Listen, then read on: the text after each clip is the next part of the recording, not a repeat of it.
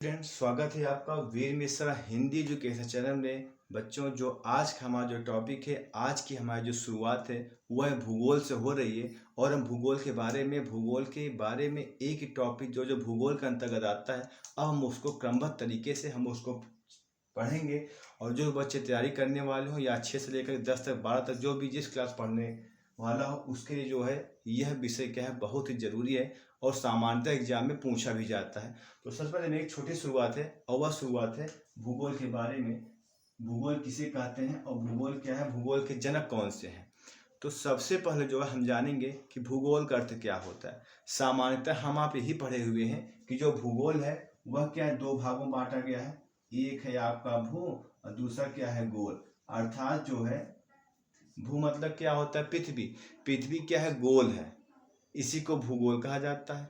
पृथ्वी गोल है, इसी को भूगोल कहा जाता है। या हम आप और भी कुछ जानकारी पढ़ सकते हैं, ठीक है ना। लेकिन जो भूगोलवेत्ता है जिन्होंने इस भूगोल की परिभाषा दिया है, हम उसके बारे में आपको बता रहे हैं और आपको समझा भी रहे हैं। तो आप कॉपी पेन लेकर के बैठना और आपका यह सेशन कैसे गया आप इसमें कमेंट जरूर करना और इसको लाइक्स कर देना और इसको आप शेयर भी कर देना, ताकि दूसरे बच्चे भी, जो आपके दूसरे दोस्त भी हैं, वो भी इस वीडियो को अच्छे से देख सकें और समझ सकें और जानकारी भी प्राप्त कर सकें। तो आइए चलते हैं बिना लेट किए हुए। एक भूगोलवेत्ता है जिनका नाम है आर्थर होम्स। ये भूगोलवेत्ता है जिनका नाम है क्या, आर्थर होम्स। उन्होंने क्या परिभाषा दिया है, आप जो है लिखना कॉपी पेन में और आप समझना भी। देखिए आर्थर होम ने क्या कहा है, भूगोल में पृथ्वी के हम उस भाग का अध्ययन करते हैं। भूगोल में जो भूगोल पुस्तक है, भूगोल में हम उस भाग का अध्ययन करते हैं पृथ्वी का जहां पर मानव निवास करता है। बहुत ही साधारण परिभाषा है कि भूगोल किसे कहते हैं। अर्थात भूगोल में पृथ्वी का उस भाग का अध्ययन किया जाता है। भूगोल में पृथ्वी का उस भाग का अध्ययन किया जाता है जहां मानव के रहने का स्थान है, उसे क्या कहा जाता है, भूगोल कहा जाता है। और दूसरी परिभाषा जो दी है वह है टॉलमी। टॉलमी ने बहुत अच्छा परिभाषा दिया है। इन्होंने यह परिभाषा दिया है कि भूगोल क्या करता है, पृथ्वी की झलक को, पृथ्वी के प्रतिबिंब को, पृथ्वी की झलक को स्वर्ग में देखे जाने वाला एक आभामय विज्ञान है। जैसे हम आप पृथ्वी पर रहते हैं, लोग कहते हैं पृथ्वी गोल है, लेकिन हमको आपको दिखाई नहीं पड़ता, हमको वह समझ नहीं आता। तो यद्यपि जब हम पृथ्वी ग्रह को छोड़ करके जब हम अन्य ग्रह से देखेंगे, आप चंद्रमा पर जाकर देखिए, या आप और किसी चंद्रमा उपग्रह है, आप किसी भी ग्रह पर आप जाइए, तो जब आप वहां पर देखोगे, जब आप वहां से देखोगे पृथ्वी को, तो पृथ्वी जैसे ग्लोब बनाया जाता है, सेम आपको पृथ्वी वैसे ही देखने को मिलेगा, ठीक है ना। इसीलिए जो है क्या है, टॉलमी ने क्या कहा है कि जो भूगोल है ना, यह जो भूगोल परिभाषा ने दिया है, भूगोल क्या है, पृथ्वी की झलक को स्वर्ग में देखने वाला एक आभामय विज्ञान है, जिसे क्या कहा जाता है, भूगोल कहा जाता है। इसकी बहुत ही बेहतरीन परिभाषा टॉलमी ने दिया है और आर्थर होम्स ने भी इसकी परिभाषा दिया है। एक परिभाषा और है कि भूगोल किसे कहते हैं, यानी कि भूगोल के अंतर्गत जो है क्या है, हम पृथ्वी से लेकर के अंतरिक्ष तक, पृथ्वी से लेकर के अंतरिक्ष तक भौगोलिक स्थितियां हो, चाहे वो प्राकृतिक हो, कोई भी हो, हम जिसका अध्ययन करते हैं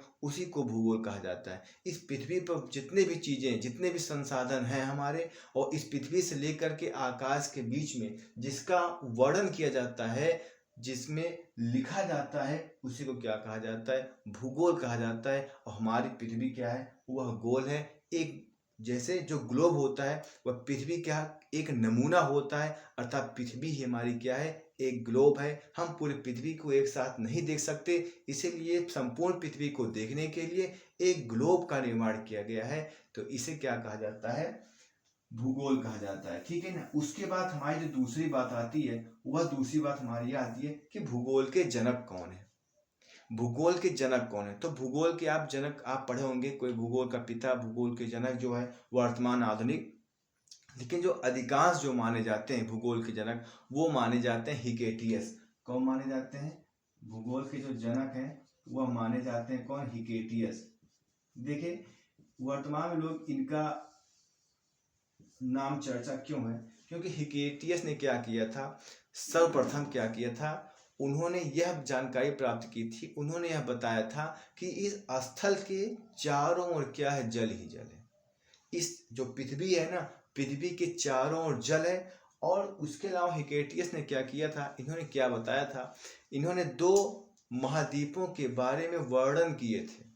सबसे पहले 2 महाद्वीपों के बारे में इन्होंने वर्णन करके अपने पुस्तक में लिखा था। और इन्होंने यह भी बताया था कि स्थल के चारों ओर क्या है, पानी है। सबसे पहले इन्होंने यही बताया था।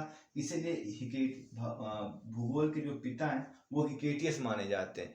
लेकिन उसके अलावा जो है भूगोल के पिता जो सर्वप्रथम माने जाते हैं उनका नाम है इरेटोस्थनीज।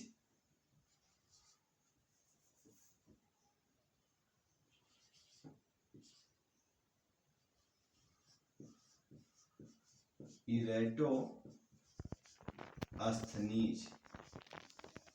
आपको कहीं कहीं पर एक स्थान पे आपको ए देखने को मिल जाएगा, इरेटोस्थनीज कहीं मिल जाएगा, कहीं पर आपको इरेटोस्थनीज मिल जाएगा। इनको जो भूगोल का पिता कहा जाता है। सर्वप्रथम जो है जो भूगोल का पिता जो वास्तविक रूप से जो माना जाता है वह इन्हीं को कहा जाता है। क्यों कहा जाता है, इन्होंने सबसे पहले क्या किया था, भूगोल शब्द को परिभाषित किया था, भूगोल के बारे में लोगों को बताया था। और पृथ्वी की परिधि को निर्धारित करने के कारण इनको भूगोल के जनक कहा जाता है, भूगोल का पिता इन्हें कहा जाता है। क्योंकि पृथ्वी के परिधि के बारे में सबसे पहले क्या है, इन्होंने अपने पुस्तक में वर्णन किया था। और इनकी जो पुस्तक है वह पुस्तक है जियोग्राफिका। इनकी जो पुस्तक है वह क्या है,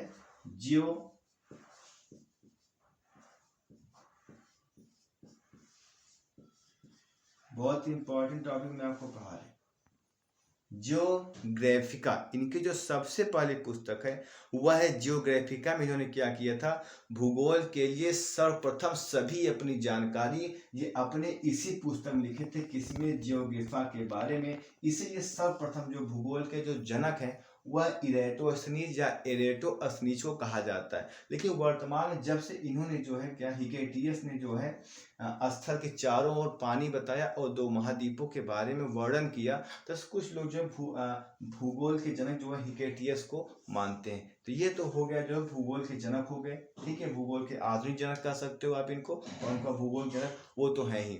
अब इसके बाद हम पढ़ेंगे, सब चर्चा करेंगे, और वह चर्चा आपके लिए है, और वह चर्चा है ब्रह्मांड किसे कहते हैं। अगला हेडिंग हमारा यह है क्या, ब्रह्मांड किसे कहते हैं।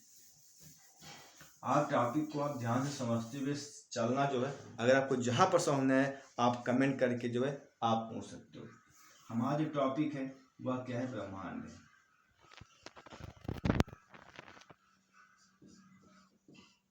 देखिए ब्रह्मांड क्या होता है, ठीक है। ब्रह्मांड जो है, ब्रह्मांड किसे कहते हैं, ब्रह्मांड क्या है, ध्यान सुनिएगा आप लोग। इस पृथ्वी से लेकर आकाश तक, या आकाश तक तो संपूर्ण आकाश में, संपूर्ण अंतरिक्ष में ये द्रव्य और ऊर्जा जो विद्यमान, इसी को ब्रह्मांड कहते हैं। या आप एक और समझिए कि ब्रह्मांड के अंतर्गत जितने आकाशीय पिंड हैं, चाहे उल्का पिंड है, चाहे ग्रह हो, चाहे नक्षत्र हो, जो तारे हैं, जो सौर परिवार है कह सकते हो, सभी इसी ब्रह्मांड के अंतर्गत आते हैं। अगर आपने ब्रह्मांड शब्द का आप नाम ले लिए तो ब्रह्मांड के अंतर्गत सभी आ जाएंगे, चाहे वो ग्रह हो, चाहे तारे हो, चाहे वो नक्षत्र हो, चाहे मंदाकिनी हो, चाहे जो भी हो, अंतरिक्ष रहने वाले विद्यमान जितने भी ऊर्जा हैं, जितने भी द्रव्य हैं, वो सभी इसके अंदर क्या है, समाहित होते हैं ब्रह्मांड के अंतर्गत। तो ब्रह्मांड के अंतर्गत सभी कुछ आ जाते हैं। इसीलिए ब्रह्मांड उस अनंत आकाश को कहा जाता है, ब्रह्मांड उस अनंत आकाश को कहा जाता है जिसके अंतर्गत हम तारे, ग्रह, चंद्रमा, आकाशीय पिंडें सभी क्या स्थित है। और सभी का जो है इस ब्रह्मांड के अंतर्गत सभी का वर्णन किया जाता है। इसी को क्या कहा जाता है, ब्रह्मांड।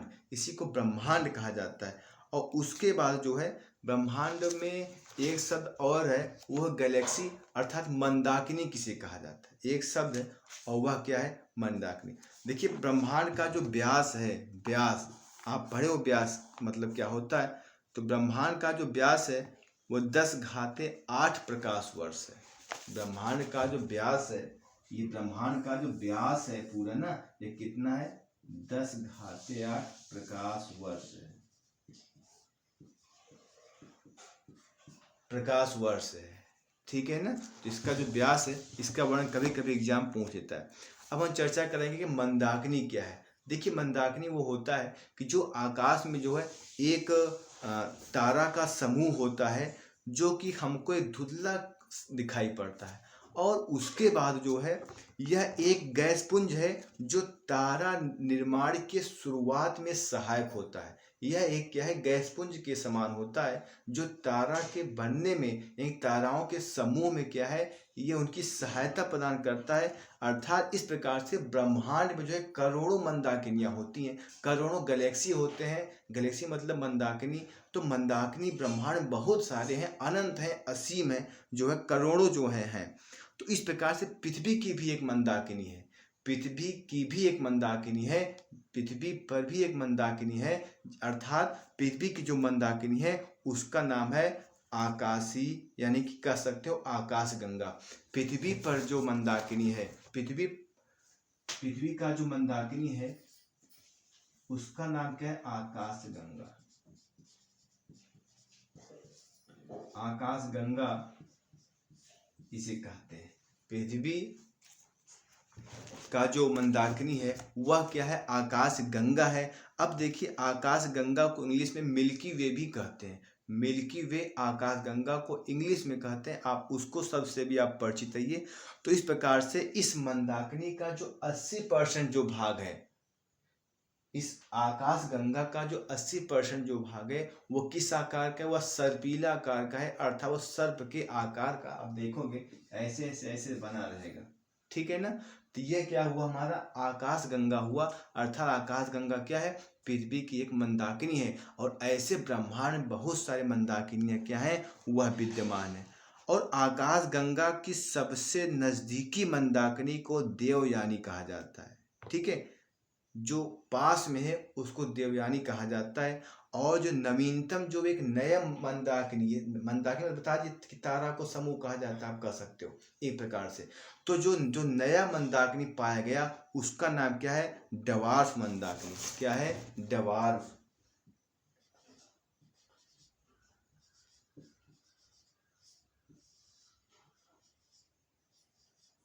डवार्फ मंदाकिनी क्या है, एक नवीनतम मंदाकिनी का शोध हुआ है, ज्ञात हुआ है, उसका नाम ये है। तो कल हमारा जो टॉपिक है अगले वीडियो में वह हमारा रहेगा कि सौर परिवार, अर्थात सौर परिवार क्या है, सूर्य क्या है, ग्रह का क्या है, उसके बारे में क्या है हमारा वर्णन रहेगा। आप यह बताइए कि इसमें जो पढ़ा गया आपको समझ में आया कि नहीं आया।